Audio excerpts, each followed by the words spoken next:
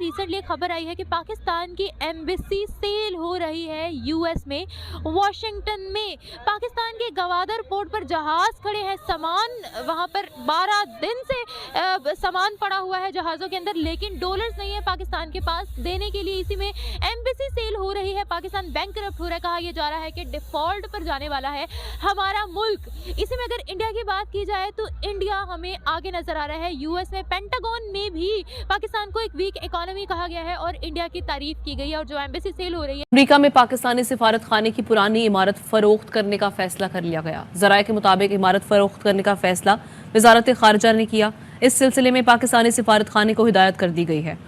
मतलब ये है कि आपने जो वो करना था, इसको जो आपने $70 लाख का कर्जा लिया था, वो लेने के बाद जो बिल्डिंग बेची जा रही है वो $68 लाख की बेची जा रही है। जय हिंद दोस्तों, पाकिस्तान ब्रेकिंग न्यूज चैनल में आप सभी का हार्दिक स्वागत।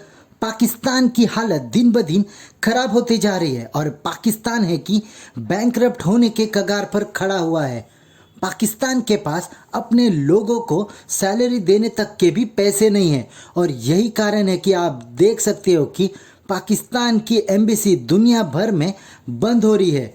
और अब पाकिस्तान ने ये निर्णय लिया है कि वो अपनी वॉशिंगटन की एम्बेसी बंद कर देंगे और उसे बेच देंगे। पर इसमें भी एक स्कैम करने से पाकिस्तानी मिनिस्टर्स पीछे नहीं रहे हैं, क्योंकि उस बिल्डिंग के ऊपर $7 मिलियन का लोन है। पर सबसे अजीब बात यह है कि वो बिल्डिंग की प्राइस $6.8 मिलियन लगाई गई है, जिसमें वो बेची जाएगी। इसका मतलब है कि पाकिस्तानी लोगों ने इसमें भी अपना हिस्सा निकाल लिया है, जहां पर उस बिल्डिंग के ऊपर $7 मिलियन का लोन ले लिया और वो बिल्डिंग $6.8 मिलियन में बेच दी।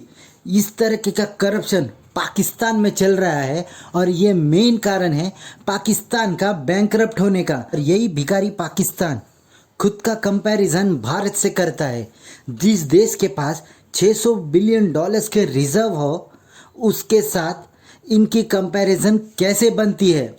ऐसे ही वीडियो को अंतिम तक देखते रहिए, लाइक कीजिए, शेयर कीजिए और सब्सक्राइब कीजिए हमारे चैनल को और बेल आइकन दबाना बिल्कुल भी ना भूले। और आपकी जो भी राय हो उसे कमेंट बॉक्स में जरूर दे।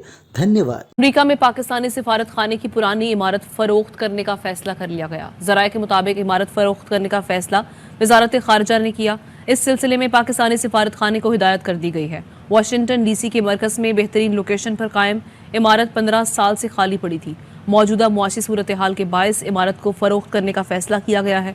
पाकिस्तानी सिफारत खाने की पुरानी इमारत की मालियत का तखमीना $50 से $60 लाख लगाया गया। प्राइम मिनिस्टर गिलानी साहब थे, तो इनको ख्याल आया कि इसका बिल्डिंग की रेनोवेशन होनी चाहिए, रेनोवेट करें इनको। रेनोवेशन के लिए भी पैसे कहाँ से? इन्होंने जनाब नेशनल बैंक वाशिंगटन में जो ब्रांच है हमारी, इन्होंने वहाँ से जनाब कोई $7 मिलियन का इन्होंने कर्जा लिया।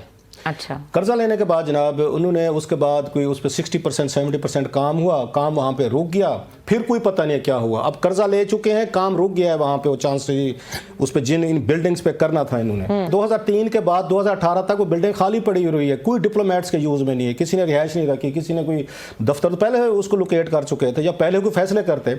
अब पता चला है कि उन्होंने जनाब उसका स्टेटस हटा के $1.3 मिलियन के उन्होंने टैक्सेस डाल दिए लोकल अथॉरिटी ने, उन्होंने इनको विथड्रॉ करके कि इसका $1.3 मिलियन दें। इन्होंने कहा जनाब कि ऐसे करते हैं, इसको ना बिल्डिंग को हम बेचते हैं, इनको सेल करते हैं। मैं मुख्तसरन सी कहानी सुना और बड़ा लंबा छोड़ा काम है इसमें।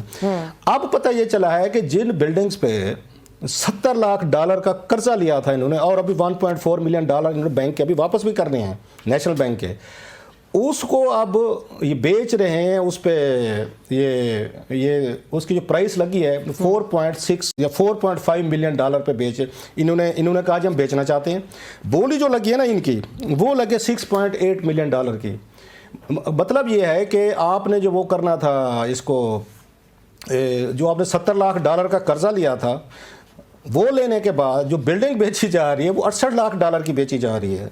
तो जो एम्बेसी बिक रही है उसके बारे में आप क्या कहना चाहेंगे? बेसिकली हम कंपैरिजन करें इंडिया के साथ तो क्या कहेंगे? देखें, जो ये कोई पॉलिसी होगी इनकी, अगर जब हम उनको खोजेंगे तो हमें पता चल जाएगा। क्या खोजेंगे पाकिस्तान की पॉलिसी को? जी, ये पॉलिसियों को खोजेंगे तो हमें पता चलेगा।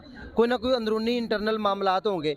हमारा मुल्क अल्हम्दुलिल्लाह ना तो डिफ़ॉल्ट करेगा, ना ऐसी कोई इशू है, ना कोई नज़र आ रहा है। इन फ्यूचर इंशाल्लाह अल्लाह बेहतर करेगा।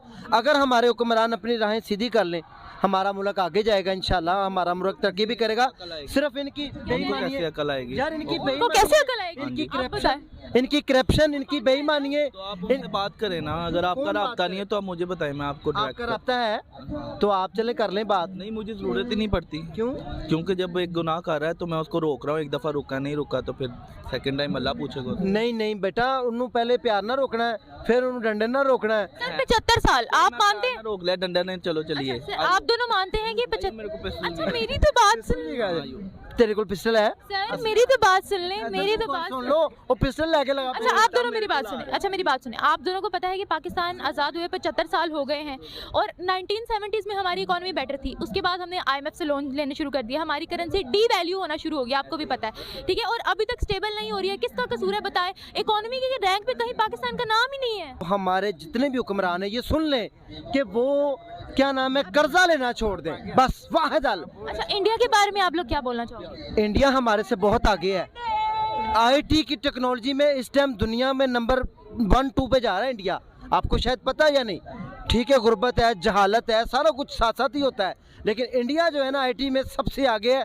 आपके मुल्क में वो फैसिलिटेशन नहीं है जो इनके पास है। एहसास नहीं। क्या है? एहसास बहुत है उनमें। एहसास बहुत बड़ा वर्ड है। अगर आप देखा जाए ना अच्छा तो ये लोग इस बात को फॉलो नहीं करते। इंसानियत नहीं रह चुकी है इस दुनिया में। देखे ना, हमारे मुल्क में अल्लाह का दिया सब कुछ है। अगर हमारे हुक्मरान थोड़े से होश के नाखुन लें, कर्जा लेना छोड़ दें, डिपेंड ना हो, अपने पाँव पर खड़े जैसे कर देते ना हम तो हैं ही बेकारी पैदाशी सारे।